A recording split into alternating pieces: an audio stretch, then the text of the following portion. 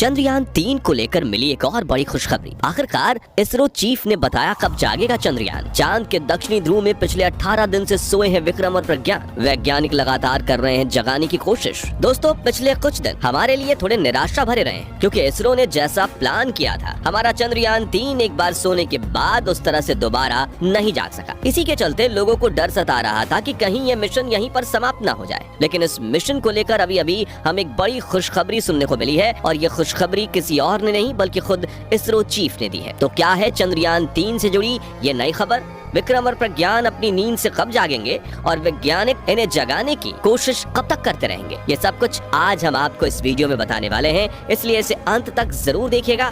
साथ ही अगर आप चैनल पर नए हैं तो सब्सक्राइब जरूर करें। दोस्तों, इसरो वैज्ञानिकों ने प्लान किया था कि 22 सितंबर को जब चांद के दक्षिणी ध्रुव में सूर्य की नई किरण यानी कि नए दिन का सवेरा निकलेगा, तो वो कमांड देकर प्रज्ञान रोवर और विक्रम लैंडर को स्लिप मोड से बाहर निकाल लेंगे। 14 दिनों तक हम सब ने 22 सितंबर के आने का बेसब्री से इंतजार किया, लेकिन 22 सितंबर का दिन आया और चला भी गया, मगर हमारा चंद्रयान नींद से नहीं जाग सका। इसरो वैज्ञानिकों ने सिग्नल भेजकर इसे नींद से जगाने की काफी कोशिश की, लेकिन उन्हें लैंडर या रोवर दोनों में से किसी की भी तरफ से कोई रिस्पांस नहीं मिला। ये सारी जानकारी इसरो ने अपने ऑफिशियल वेबसाइट और सोशल मीडिया हैंडल एक्स के जरिए शेयर की, और साथ ही ये भी बताया कि वो चंद्रयान से संपर्क बनाने के प्रयास जारी रखेंगे। अब ये जानकारी सामने आते ही लोगों के मन में तरह तरह के सवाल उठना शुरू हो गए हैं, जैसे इसरो वैज्ञानिक चंद्रमा के साथ संपर्क की कोशिश कब तक करते रहेंगे, और इस मिशन में विक्रम और प्रज्ञान के दोबारा जागने के चांसेस क्या हैं, वगैरह वगैरह। सवाल बहुत सारे थे, लेकिन इसरो की तरफ से हमें इनका कोई सटीक जवाब नहीं दिया गया था। ऐसे में लोगों की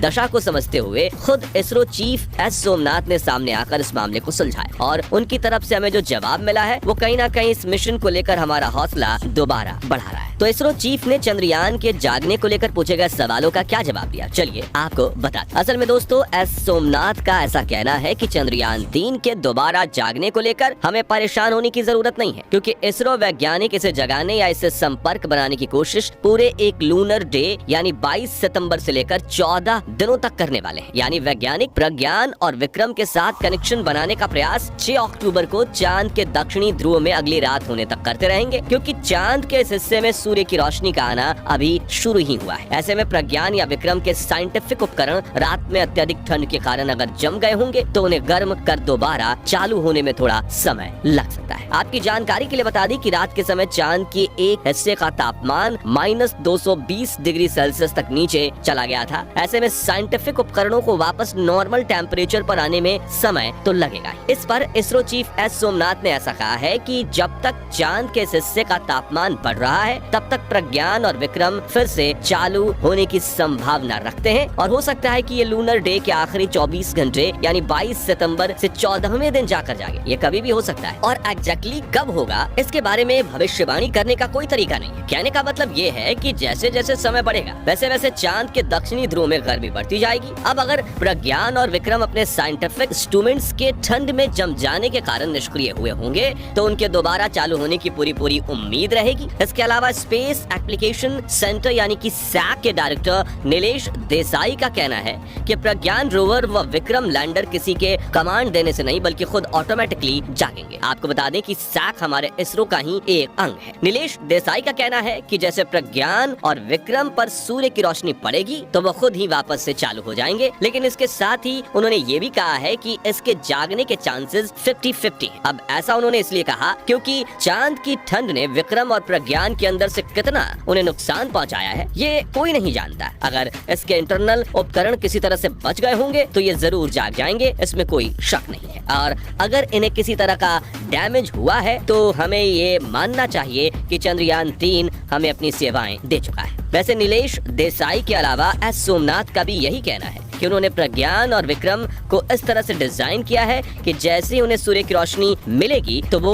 उनकी एनर्जी से चार्ज होकर खुद ब खुद चालू हो जाएंगे। इसके अलावा इसरो के पूर्व वैज्ञानिक मालय स्वामी अन्नादुरई का कहना है कि उन्हें प्रज्ञान रोवर के जागने की उम्मीद ज्यादा है, क्योंकि उन्होंने प्रज्ञान रोवर का परीक्षण खुद किया है और उन्हें इसकी काबिलियत का अच्छे से अंदाजा है, लेकिन साथ ही उन्हें विक्रम लैंडर के जागने पर संदेह भी है और इसको लेकर उन्हें उम्मीदें थोड़ी कम है। अब जिन लोगों को मालूम नहीं है उन्हें हम बता दें कि प्रज्ञान और विक्रम का काम 4 सितंबर को पूरा हो गया था, और क्योंकि अपना काम निपटाने के बाद ये काफी अच्छे कंडीशन में थे, तो ऐसे में वैज्ञानिकों ने सोचा कि मिशन को यहीं समाप्त करने की जगह क्यों ना रात के लिए इन्हें स्लिप मोड में डाल दिया जाए, ताकि 22 सितंबर को अगले दिन का सूरज निकलने के साथ इन्हें फिर से काम पर लगाया जा सके। यही सोचकर वैज्ञानिकों ने प्रज्ञान और विक्रम को स्लिप मोड में डाला था, क्योंकि रात के समय चांद के दक्षिणी ध्रुव पर तापमान हद से ज्यादा कम हो जाता है और ऐसे हालातों में दुनिया के किसी भी उपकरण का काम कर पाना नामुमकिन है। हम सभी को उम्मीद थी कि जिस तरह चंद्रयान 3 ने मिशन के दौरान एक बेहद एक के बाद एक बड़ी मुश्किलों को पार किया, वैसे ही ये इस चुनौती को भी पार कर लेगा, और यही सोचकर हम सब 22 सितंबर का इंतजार करने लगे। लेकिन दुर्भाग्य से इस बार हमारे हाथ निराशा लगी है, क्योंकि वैज्ञानिक विक्रम लैंडर या प्रज्ञान रोवर के साथ संपर्क बनाने में सफल नहीं हो पाए। अब आखिरी सवाल ये आता है कि अगर 6 अक्टूबर तक भी प्रज्ञान या विक्रम में से कोई नहीं जागा तो इस मिशन का क्या होगा? क्या इसे भी चंद्रयान 2 की तरफ फेल मान लिया जाएगा? बिल्कुल नहीं। देखिए, जैसा कि हमने आपको बताया, चंद्रयान 3 का जो ओरिजिनल मिशन था उसे 4 सितंबर को ही पूरा कर लिया गया था। चांद के दक्षिणी ध्रुव में सॉफ्ट लैंडिंग करने से लेकर वैज्ञानिक परीक्षण और एक्सपेरिमेंट करने तक हमारा ये मिशन हर पड़ाव में पूरी तरह से कामयाब रहा था। आपको बता दें कि चंद्रयान 3 ने चांद पर aluminium, calcium, iron, chromium, titanium, manganese और सिलिकॉन जैसे तत्वों की खोज की है, जो अपने आप में एक बहुत बड़ी अचीवमेंट है। साथ ही हमारा चंद्रयान 3 चांद पर ऑक्सीजन और सल्फर खोजने वाला दुनिया का पहला मिशन भी बना है। ये दोनों ही खोज आने वाले समय में चांद पर जीवन की संभावनाओं को बढ़ाने का काम करेंगे। इसके अलावा चंद्रयान 3 ने दुनिया को बताया चांद की सतह और उसकी अलग अलग गहराई पर तापमान में काफी अंतर है। रिसर्च के दौरान पता चला कि सतह पर तापमान करीब 50 डिग्री सेल्सियस, तो वहीं सिर्फ 80 mm नीचे गहराई में 10 डिग्री सेल्सियस था। चंद्रयान ने चांद के मौसम, इसके तापमान और यहाँ आने वाले भूकंपों का वो डेटा हमें दिया जो हमें नहीं मिला था इसके पहले। ये सब हम आपको इसलिए बता रहे हैं ताकि आपको ये एहसास हो सके कि हमारा ये मिशन कितना कामयाब रहा। एक छोटा सा फेलियर होने पर हम चंद्रयान 3 की इतनी सारी अचीवमेंट को भूल नहीं सकते, क्योंकि ऐसा करना उन सभी वैज्ञानिकों की मेहनत पर पानी फेरने जैसा होगा जिन्होंने